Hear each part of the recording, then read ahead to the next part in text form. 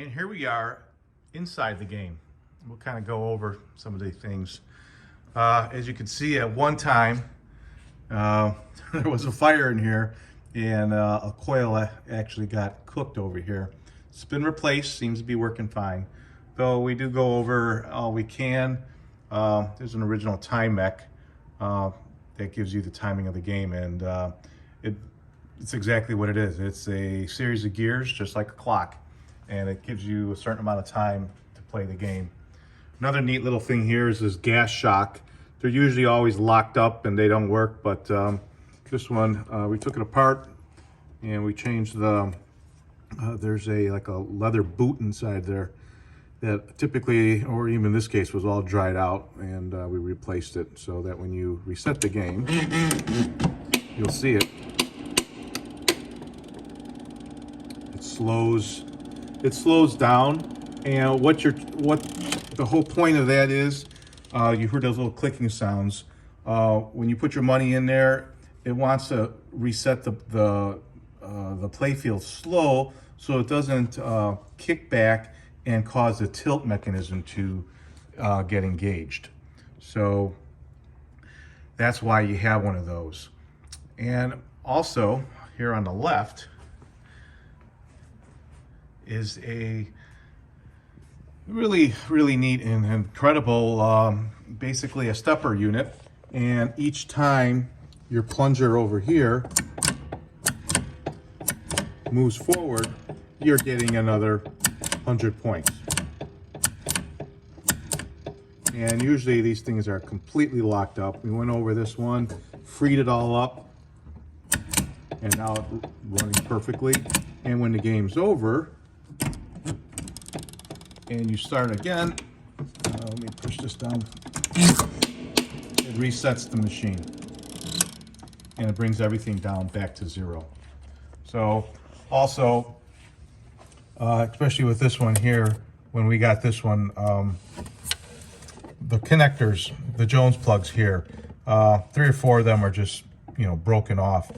Very important to make sure those Jones plugs are, intact and are tight against your pins. So we just ended up replacing all those, and it's just something that you got to do. Another thing that people take a look at and usually don't replace are your fuse blocks. All those early fuse blocks, take them out, throw them away, get new ones. They'll eventually become a problem. You want those connections to be super tight. And another thing we had issues were with the coin mech. The coin mech, just from surface rust, it gets old, gets stuck. Another thing that can eliminate that problem is when you play this machine, you should be using your Indian head nickels. They're smooth and they don't have like a ridge on it.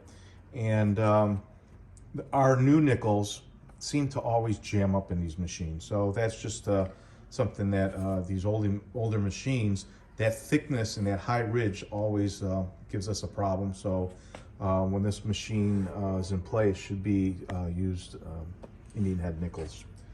And another thing you got to go back into is you got to make sure that your plunger and plunger switches are all working. This is your ball lifter.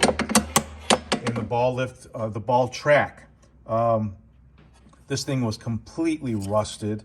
All of these parts were all rusted. So we took them all apart, polished, detailed them, because as you play the game, your pinball starts to roll on here. These items actually push the ball up. When they're rusted, it leaves that residue of rust on the ball, and then you just carry it onto your play field. And rust, as we all know, and even it's like sandpaper. So you want to make sure that that all of that is taken care of. So let's kind of go around back here. I'll show you the inside of the machine here. This is the mechanism. Once you coin up the game, this Bakelite turntable spins.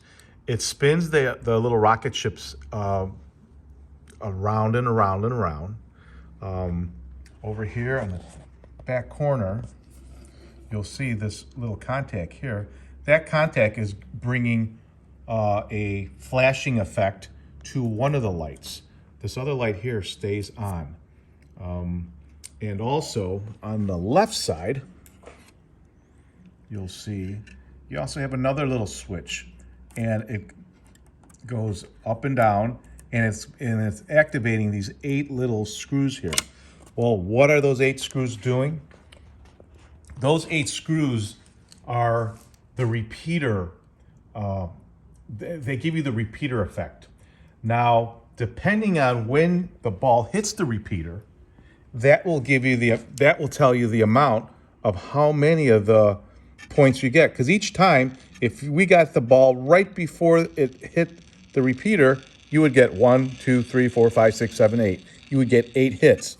But if you hit the ball right in the center of the when it's in that process, 1, 2, 3, 4, you're only going to get 4 of them. So I guess what they're trying to do is kind of keep an eye on the glass to see where your spaceship's at, because you can see it's right in the center. So you can learn the game by knowing that at this point, right when you don't see the airplane at all, you would want to hit there's 2 repeater hits on the playfield, because if you hit it right before when the spaceships are not in the picture, not in the glass, you would get the full 8 hits. 1, 2, 3, 4, 5, 6, 7, 8. So those are the little details of playing the game. Now, the back glass. Remarkably, the inside of this back glass, meaning the first level, is in excellent condition. However, on this outside, you can see it is just dying for someone to sneeze on this glass, and you will have it in little bitty pieces everywhere. So what we're going to do is we're going to not spray anything on it. There are a lot of people that say, oh, spray triple thick, let it fall down. This is so fragile that I actually going to try to brush on a clear to basically try to glue all these pieces on so they don't fall off. Sometimes it works, sometimes it doesn't. We're going to find that out. I'm going to start in the bottom corner over here, where if I did lose a little bit of the graphics, you're not going to even see it because of the scene in front. But I'm going to give it a try so I can, preserve this back glass.